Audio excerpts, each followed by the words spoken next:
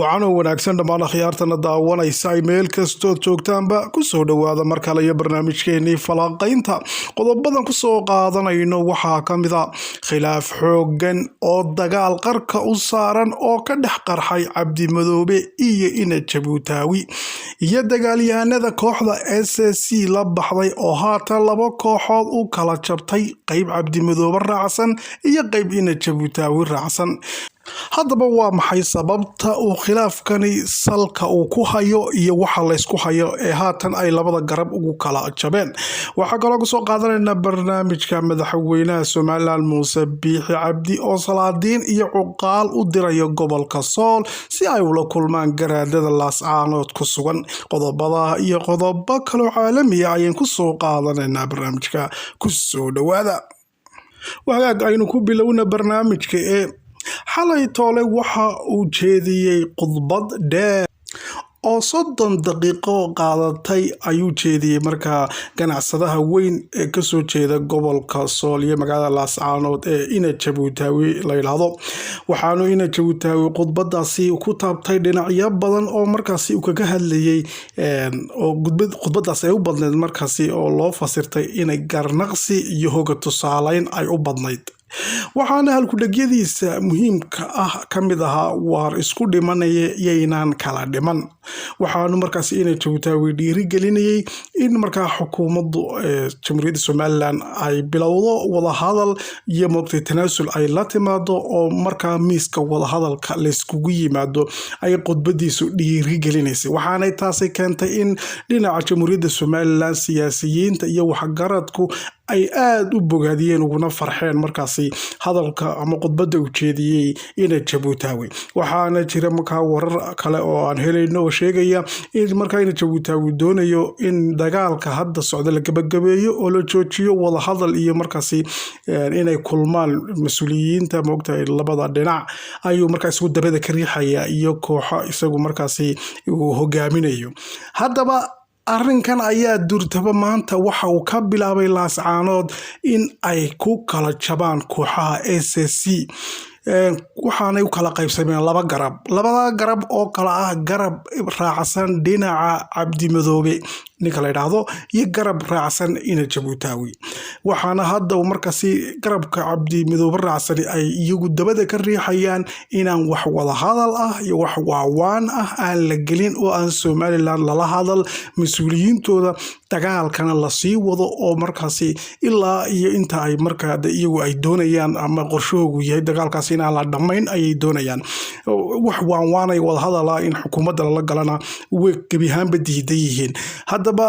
waxay haatan u kala qaybsameen laba dhinac. khilaafkooga ugu weynina waxa uu salka ku hayaa mabaadi waaweyn oo ay kala aaminsan yihiin labada dhinac. sida aynu ognahay Ina Jabuutaawi qaadka ayuu soo dejiyaa oo waa ganacsade qaado weyn. dhinacan kale Cabdi Madoobena khudbadihiisii ugu dambeeyay uu jeedinayay waxa uu sheegay gabihaanba balwadaha oo dhan in ay kansal garaynayaan oo markaasi la joojinayo balwadaha moogtay qaadka iyo waxyaabahaas oo dhan ay ka mid yihiin.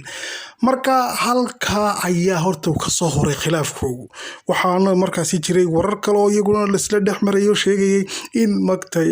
Cabdi Madoobe uu yahay kooxaha shabaabka iyo moogtay kooxaha kale uu ka tirsan yahay xaq jirka loo yaqaano kuwaasi inuu ka mid yahay ayuu moogtay la isla dhexmarayay.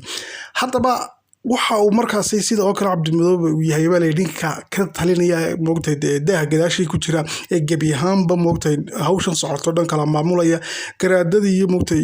kooxahan kale ee markaa guddiga 3 lagu magacaabo isaga ayay markaa amar ka qaataan. waraysiba haddaba lala yeeshay caawa waxaanu sheegay inuu ciidanka gabihaanba dagaalamay isagu uu leeyahay. sida oo kalena xitaa maamul goboleed iyo waxaa ma doonayna buu yiri Soomaaliya inaan ku biirnaan doonaa buu yiri Soomaaliya oo dhanna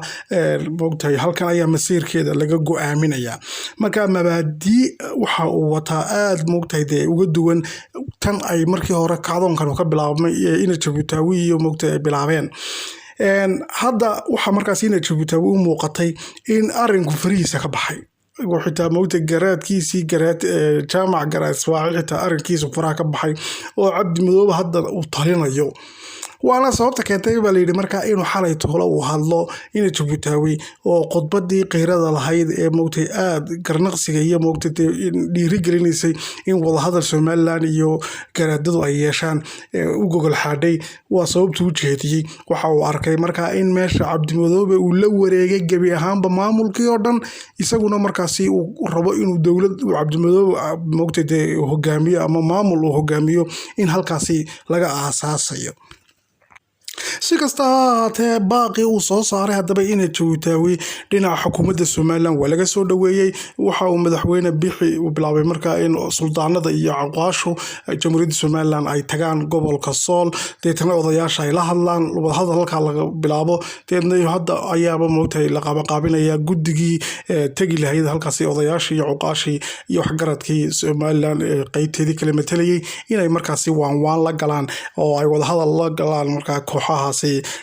garaadada ah ee hadda ku sugan magaalada Laascaanood haddaba arrinkaasi ayay ka biyadiisay labada garab ee hadda garabka Cabdimadoobe waxa ay madurtaba bilaabeen in ay mar dhaweyd hadlaan moogtahay oo sheegaan inaanay aqbalaynin odayaasha la soo diray iyo moogtay salaadiinta afayeen u hadlayay moogtay kooxdaasi oo waanu kala jabnimo hore laakiin wuxuu yiri odayaasha la soo dirayo ma yeelayno madaxweyne Muuse ma matali karaan oo mana qaban karaan waxyaabo noocaas oo moogtay cudurdaar ka dhiganaya adigoo si kasta ha ahaatee waxa jirta hadda wararka ugu dambeeyay naga soo gaaray Laascaanood ay sheegayaan in labada garab ay kala jabeen ee moogtay Jabuutaawi iyo garabka kale Cabdimadoobe raacsan waxaana qarkaba loo saarayay markaa in dagaal xooggan uu ka dhex dhaco labada dhinac oo markaasi arrinkaasi ay ku kala tagaan iyadoo oo markaa ay tani keeni doonto isku dhacaasi dagaalka dhexdooda ka dhex bilaabmay markay iyagu isku jeesadaan ay noqon doonto in nabadna halkaas ay ka iman doonto oo garabka doonaya dagaal uun in la dagaalamo oo dagaal in lagu jiro oo garabka Cabdimadoobe ah iyo garabka kale in Jabuutaawi doonaya in dantii iyo masiirkii ummadda la eego iyo nabadii la soo celiyo oo ganacsigii dib loo soo celiyo iyagu doonayaan marka labada garab dagaalku hadda uu moogtay u dhaxayn doonaa bay ku moogtay si falanqeeyaasha siyaasaddu ay hadalka u dhigayaan waxay la saadaalinayaa markaasi in taasi keeni doonto in xal yimaado markaasi meesha oo dhinacii qaldan ay dhulbaanta dhexdiisu iska qabtaan markaasi oo Laascaanood ay xasiloonidii iyo nabadii ay ku soo noqon doonto waxaanay wararku hadda nagu soo gaarayaan in ay isku mowqif yihiin markaa ina Jabuutaawi ganacsadahan iyo marka garaad Ismaaciil oo garaadka jaamac siyaad qolada iskale magaalada Laascaanood moogtay heshiiskii nabadana kula jirtay markii hore xukuumadda Somaliland in ay isku mowqif yihiin wadahadal iyo waanwaana markaasi ay la geli doonaan xukuumadda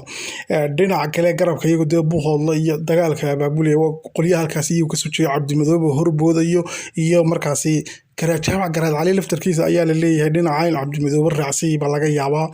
marka garaadada laftarkooga ayaa hadhow moogtay inay kala qaybsamaan arrinkan ku qaybsamaan laga yaabaa la leeyahay marka sidii hore ee ay Laascaanood moogtay iyo gobolka Sool waxa cidii moogtay ka go'aysay go'aanku garaad jaamac garaad Ismaaciil oo kale iyo qoliyada moogtay beeli jaamac siyaadiyo ayaa hadda la filayaa in ay waan iyo wadahadal ugu bilaabmo xukuumadda marka hore waxay ku bilaabmaysaa in cuqaasha iyo salaadiinta moogtay ka socda beelaha kale ee degan markaa Somaliland ay wadahadal ku bilaabmo deetana wixii go'aan ay halkaasi ka soo baxa ee garnaqsiya in madaxweyne Muuse Biixina uu aqbalo madaxweynuhuna waxa uu xaqiijiyay inuu aqbalayo wax kasta oo moogtay ay ka codsadaan gobolka Sool iyo soo jeediyaan iyo go'aan kasta moogtay odayaasha uu dirayo ay